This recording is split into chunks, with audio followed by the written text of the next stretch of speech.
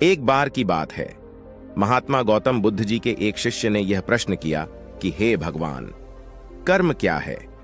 महात्मा गौतम बुद्ध जी मुस्कुराए और उन्होंने जवाब दिया, वत्स, मैं तुमको एक कहानी सुनाने जा रहा हूं।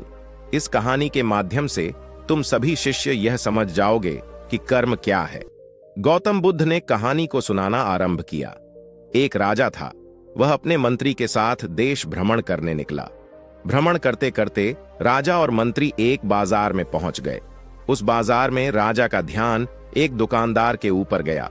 उस दुकानदार को देखते ही राजा के मन में न जाने क्यों यह विचार आया कि मैं इस दुकानदार को कल फांसी की सजा दे दूं। यह बात राजा ने अपने मंत्री को बताई। मंत्री कुछ बोले उससे पहले राजा उस दुकानदार के दुकान के सामने से आगे निकल चुके थे और दूसरी बातें करने लगे। मंत्री बहुत चिंतित हो गया। यह बात समझ नहीं पा रहा था कि दुकानदार की गलती क्या है। दुकानदार से बिना कुछ बात किए, बिना कुछ सोचे समझे महाराज ऐसा फैसला लेने के बारे में क्यों सोच रहे हैं। राजा और मंत्री भ्रमण करने के बाद राज दरबार वापस चले गए। मंत्री को रात भर नींद नहीं आई। सुबह जगने के बाद मंत्री एक साधारण प्रजा का रूप बनाकर उस दुकानदार के पास गया और उस दुकानदार से पूछा, तुम क्या बेचते हो? दुकानदार ने जवाब दिया, मैं चंदन की लकड़ी बेचता हूं। फिर मंत्री आसपास के लोगों से दुकानदार के बारे में पूछना शुरू किया। सबने जवाब दिया कि दुकानदार किसी से बोलता नहीं है, हमेशा दुखी रहता है। मंत्री को बात समझ में आ गई। मंत्री फिर वापस दुकानदार के पास गया और उस दुकानदार से पूछा, तुम दुखी क्यों रहते हो? दुकानदार ने बताया, मैं दुखी इसीलिए रहता हूं क्योंकि मेरे दुकान पर लोग आते हैं, चंदन की लकड़ियां सूंघते हैं और बोलते हैं बहुत ही सुंदर है, बहुत ही अच्छी महक है, लेकिन कोई खरीदता नहीं है, इसीलिए मैं बहुत दुखी रहता हूं। मंत्री दुकानदार की बात सुनकर खुद भी भाव विभोर हो गया। कोई भी दुकानदार दुखी क्यों ना हो अगर उसकी दुकान का कोई भी सामान खरीदा ना जाए, जबकि सामान में कोई कमी ना हो। मंत्री सोचने लगा कि यह दुकानदार अपने दुखों की वजह से इतना दुखी रहता है, परंतु राजा इस दुकानदार को फांसी पर क्यों लटकाना चाहते हैं? अर्थात राजा के मन में आए हुए विचार का उत्तर अभी तक मंत्री को नहीं मिला था। मंत्री ने फिर दुकानदार से पूछा, भाई तब तुम क्या करोगे अगर तुम्हारी दुकान की सारी चंदन की लकड़ियां ऐसे ही रखी की रखी रह जाएंगी?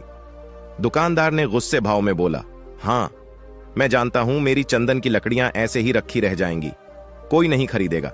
इसीलिए मैं सोचता हूं कि हमारे देश का राजा जल्दी से मर जाए। अगर बहुत जल्दी से मर जाता तो मैं उस राज दरबार में उस राजा के दाह संस्कार के लिए अपनी चंदन की लकड़ी देता, जिससे मुझे कुछ पैसे मिल जाते और इस बाजार के अलावा बाकी के लोगों को भी मेरी चंदन की लकड़ी के बारे में पता चलता, तो फिर शायद कुछ न कुछ लोग मेरी दुकान से जरूर खरीदने आते। मंत्री दुकानदार की बात को सुनकर सब कुछ समझ गया और उसके मन में एक विचार आया। मंत्री ने दुकानदार से चंदन की कुछ लकड़ियां खरीदी। इस खरीदारी से दुकानदार को कुछ पैसे भी मिल गए और थोड़ा खुश भी हो गया। मंत्री चंदन की लकड़ियों को लेकर वापस राज दरबार चला गया। राज दरबार पहुंचकर मंत्री ने उन चंदन की लकड़ियों को राजा के समक्ष रख दिया और बोला, हे राजन, ये चंदन की लकड़ियां उसी दुकानदार ने आपको भेंट की है जिस दुकानदार को आप फांसी देने के लिए सोच रहे थे। राजा उन चंदन को सूंघे तथा सूंघने के बाद बड़े ही प्रसन्न हुए। उन्होंने कहा, यह चंदन की लकड़ियां बहुत ही ज्यादा खुशबूदार हैं। दुकानदार के इस अनोखे भेंट से राजा बहुत खुश हुए और मंत्री को कुछ स्वर्ण मुद्राएं दिए तथा बोले, जाओ उस दुकानदार को यह स्वर्ण मुद्राएं इनाम में देना और बोलना कि आज के बाद महल में जब कभी भी चंदन की लकड़ी की जरूरत पड़ेगी तब तुम्हारी दुकान से ही चंदन की लकड़ी ली जाएगी। मंत्री जी मुस्कुराने लगे तथा सोचने लगे कि अब तो राजा के मन में उस दुकानदार को फांसी देने का विचार आ ही नहीं सकता, क्योंकि अब तो हमेशा राज दरबार के लिए चंदन की लकड़ियों का इंतजाम की जिम्मेदारी उस दुकानदार को मिल गई है। मंत्री स्वर्ण मुद्राओं को लेकर वापस दुकानदार की तरफ चल दिया। इधर राजा इस विचार में पड़ गए कि वह दुकानदार तो बड़ा ही अच्छा इंसान है। जिस वक्त मैं उसके बारे में सोच रहा था कि मैं इसको कल फांसी दे दूंगा, तब शायद उसके मन में उस समय यही विचार चल रहा था कि राजन पहली बार मेरी दुकान के सामने आए हैं। क्यों न मैं उनको अपनी सुंदर और खुशबूदार लकड़ियों को भेंट करूं, और आज उसने मुझे भेंट भी किया। बेवजह ही मैं उसको फांसी देने के बारे में सोच रहा था। इधर मंत्री दुकानदार के पास पहुंच गया। मंत्री ने राजा के द्वारा दी गई स्वर्ण मुद्राओं को दुकानदार को देते हुए कहा कि जिन चंदन की लकड़ी को कल मैं खरीद कर ले गया था, उन चंदन की लकड़ियों को राजा ने बहुत पसंद किया और इनाम के तौर पर तुमको यहाँ कुछ स्वर्ण मुद्राएं दिए हैं। दुकानदार बहुत ही खुश होने लगा। साथ ही साथ मंत्री ने उस दुकानदार को यह भी बताया कि अब आज के बाद राज दरबार में जब कभी भी चंदन की लकड़ियों की जरूरत पड़ेगी तो सारी चंदन की लकड़ियां तुम्हारी दुकान से ली जाएंगी। दुकानदार मंत्री की बात सुनकर बहुत ही खुश हो गया। मंत्री ने दुकानदार से पूछा, क्यों भाई, तुम तो राजा के बारे में इतना बुरा भला सोचते थे, लेकिन राजा देखो तुम्हारी कितनी चिंता करते हैं। राजा कितने अच्छे हैं। राजा अपनी प्रजा के बारे कभी भी गलत नहीं सोचते हैं। दुकानदार मंत्री की बात से सहमत हो गया और बहुत दुखी हुआ।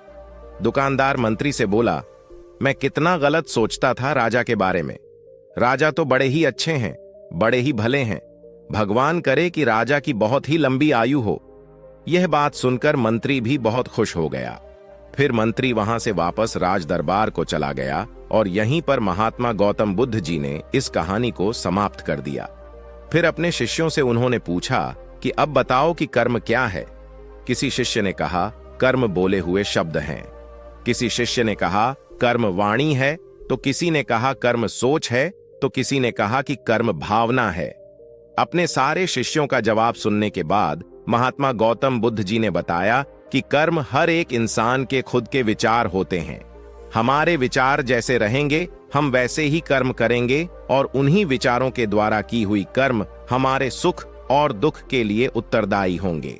अर्थात हमारे विचार अगर गलत हैं तो हमारे द्वारा किए हुए कर्म भी गलत होंगे तथा इसका परिणाम भी गलत निकलेगा।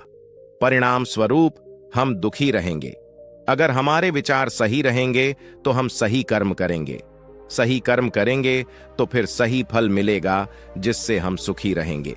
तो दोस्तों, अगर आपको यह कहानी पसंद आई तो इस वीडियो को लाइक कीजिए और चैनल को सब्सक्राइब करना बिल्कुल मत भूलिए। तो मिलते हैं जल्दी नेक्स्ट वीडियो में। धन्यवाद।